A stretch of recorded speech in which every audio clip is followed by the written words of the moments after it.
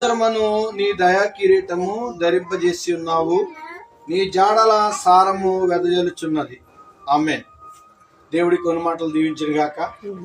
మరి సంవత్సరమును దయా కిరీటము దేవుడు దయచేస్తున్నాడు. మరి ఆ జాడలంట వెదజల్లుతున్నాయంట. అంటే ఏంటి? మనకే ఆయన ఇచ్చిన దయా కిరీటాన్ని బట్టి బాలుడు ఎదిగే పరిస్థితులు మనం గమనించగలుగుతున్నాం.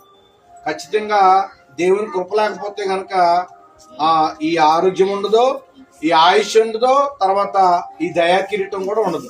ఖచ్చితంగా దేవుడే మనకి దయా కిరీటం ఇస్తున్నాడని వాక్యము తెలియజేస్తున్నా కనుక ఖచ్చితంగా మనం ఏం చేయాలంటే దేవుని యందు భయభక్తులు కలిగి మనం జీవించడానికి నేర్చుకోవాలి.